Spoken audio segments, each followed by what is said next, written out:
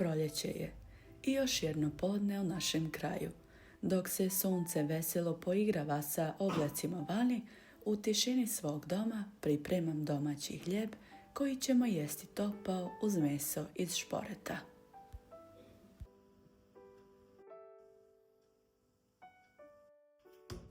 Hljeb uvijek pravim bez neke posebne mjere. Vodim se time u kojem plehu ću ga ispeći.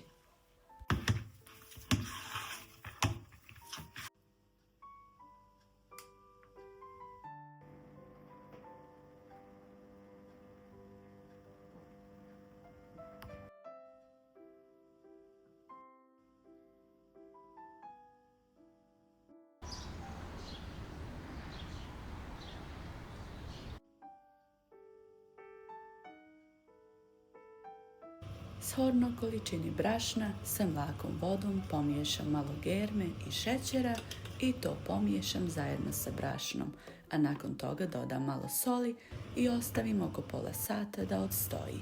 Nakon toga još jednom tijesto prekuham i prebacim ga u pleh, ostavim još malo da odstoji i pečem na visokoj temperaturi u šporetu.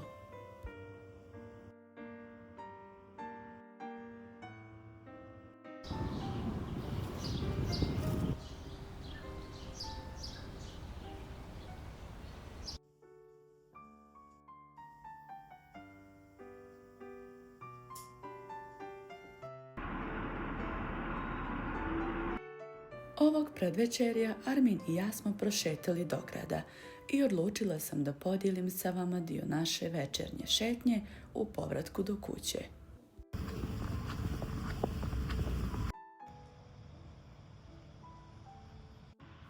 Prvo što vidimo na skretanju za naše naselje na desnoj strani je gradska toplana.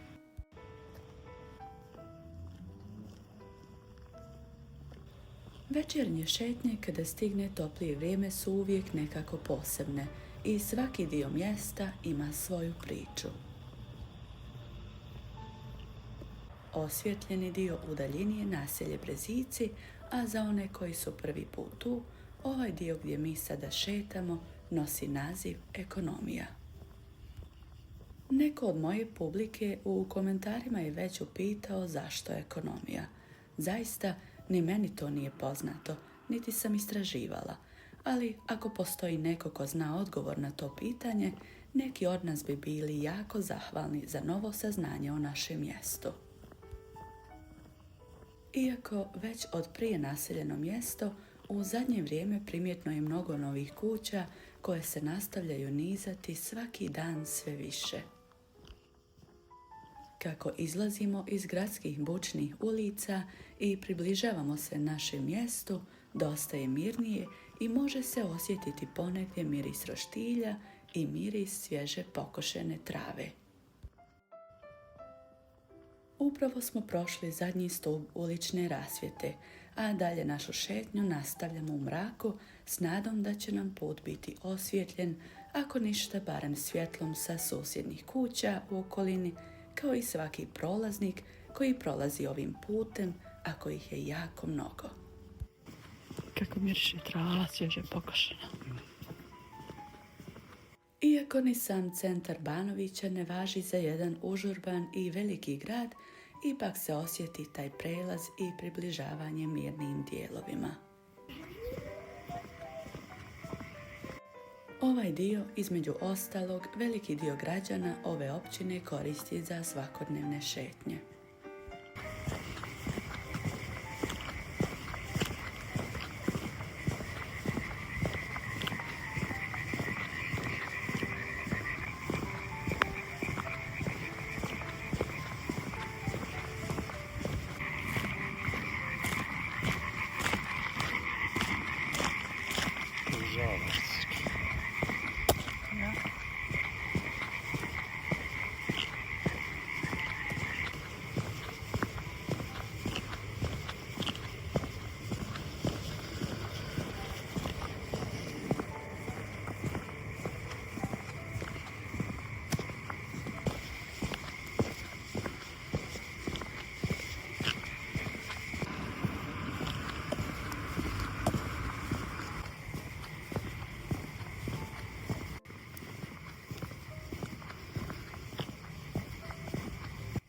se približavamo našoj kući, počinje da se vidi svjetlo od ulične rasvjete koju je postavio naš dobri komšija kako bi noćni prolaznici koji budu išli dalje k raskrsnici i okolnim mjestima uvijek imali osvjetljen put.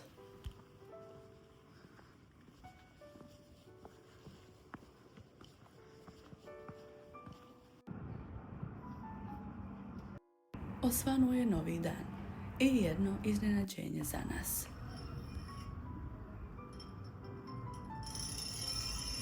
U našem dvorištu iza kuće su nas dočekale stope od jednog bika iz Krda koje svakodnevno slobodno šeta našim krajevima i nastavio svoj put u dvorište od naših komšija.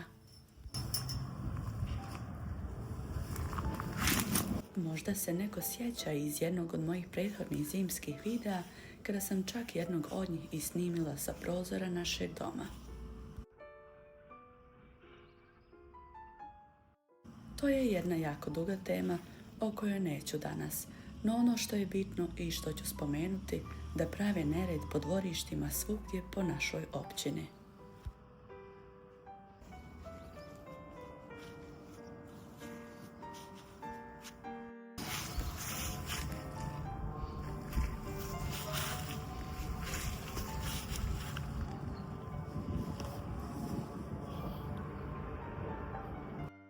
Nama je pojeo dio ukrasnog drveća ispred kuće i zbog toga što se bojimo da bi mogao oštetiti još više, Armin će staviti jedan konopac koji ćemo držati preko noći s obzirom da ogradu i kapije još uvijek nemamo i nadati se da će ga to zaustaviti.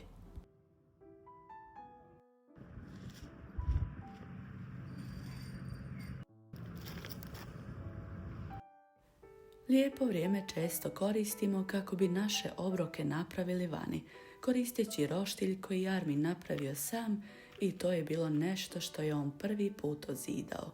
Tako nesavršen za nečije oko, ali ipak savršen za nas i naše potrebe.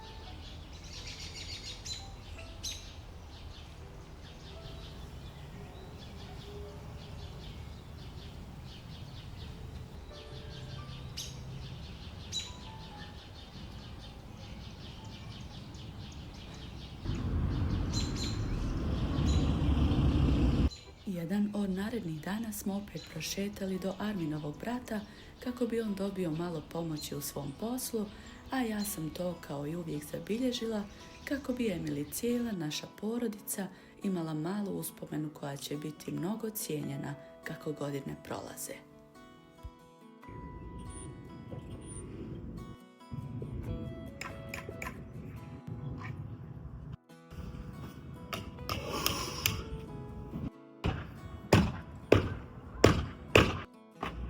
Qualche sushi taglio.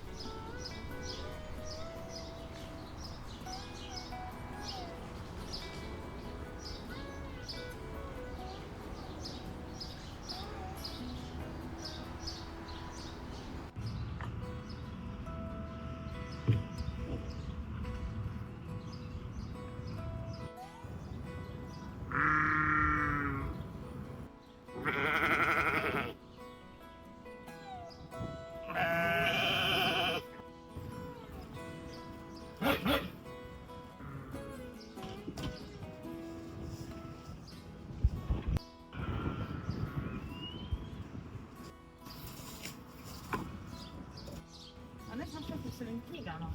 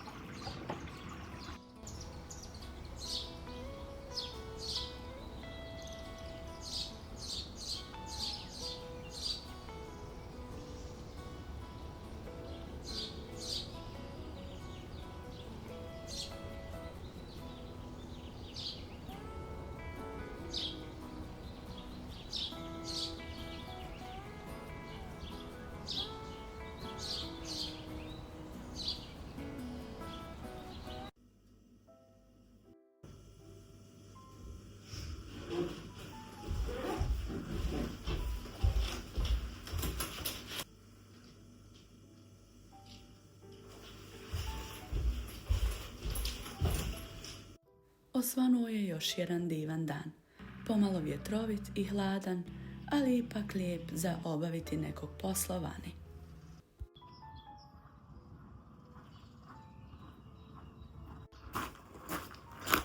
Prethodni dan dobili smo jedan kineski šaš koji je bio višak u Djeverovom i Jetrvinom dvorištu, pa smo odlučili da ga odnesemo u rodni kraj mog muža.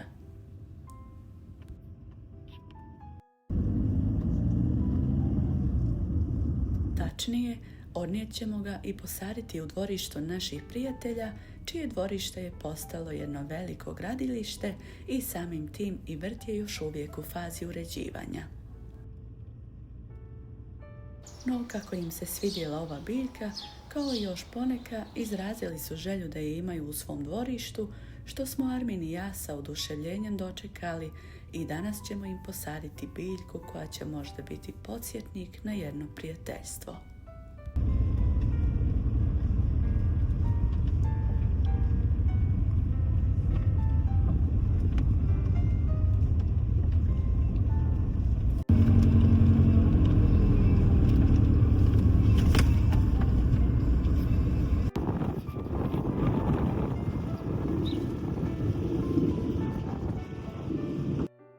Iako naši prijatelji nisu tu, uz dogovor sa njima smo pronašli mjesto za posaditi 4 kineska šaša u ovom prekrasnom mirnom ambijentu u rodnom mjestu mog muža gdje smo i mi prije živjeli.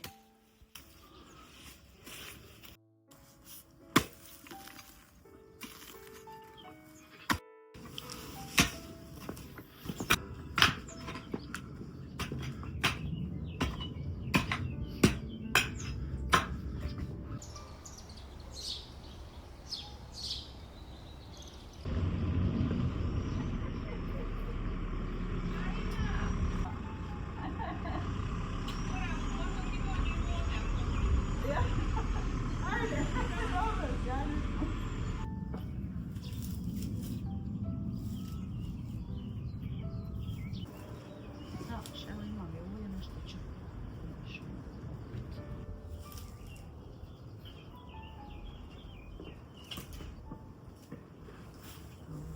Neću me pomisliti.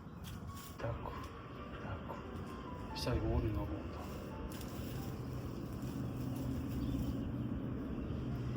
Ja, bit će nakrivo, znaš. A trava će vas nakrivo, da je malo proširi.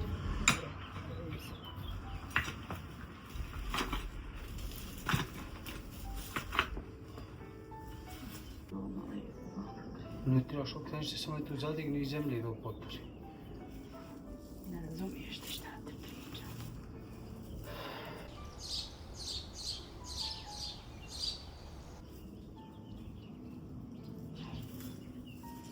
Nemoj da ti polati još.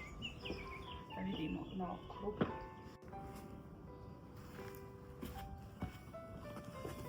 Ha?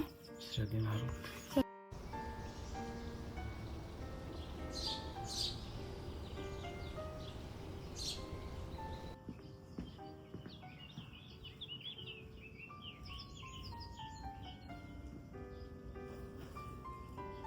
Da uspraviti noću djecu.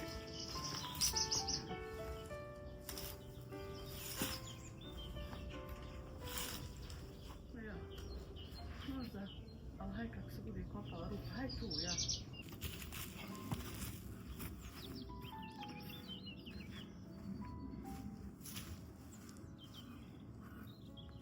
Tu, ništa je ne dira.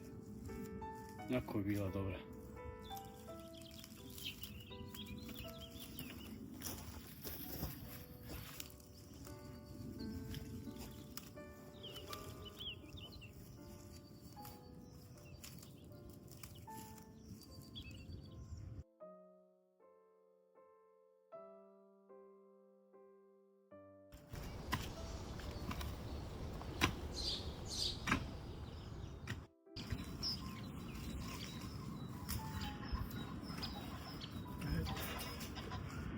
Kako vipiću gospodu.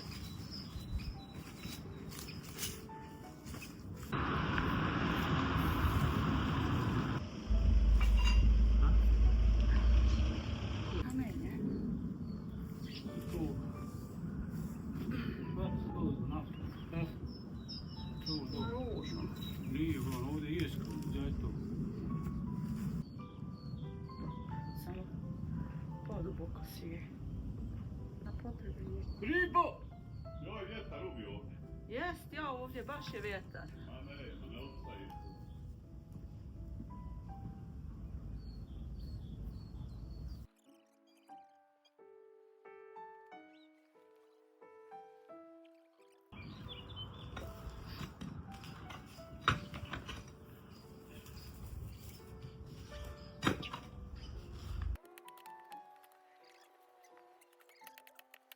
Znaš, To u tebe dođe. nije. U mene ne dolazi na kućini.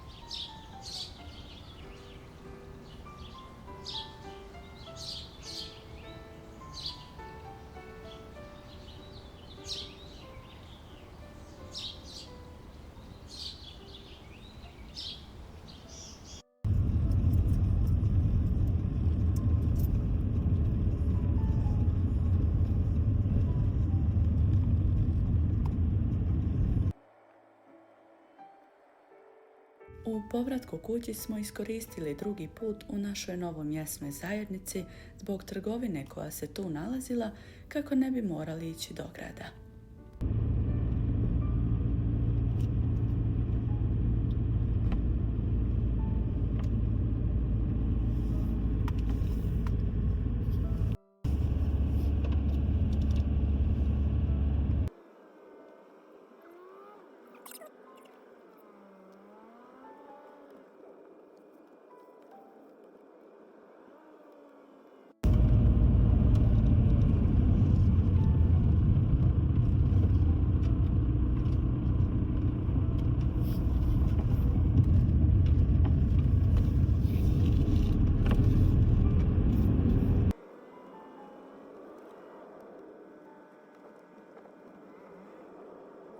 Iako malena općina sa svim svojim manama i ljepotama ima sve što nam treba i daje nam osjećaj smirenosti i mira koji cijenimo.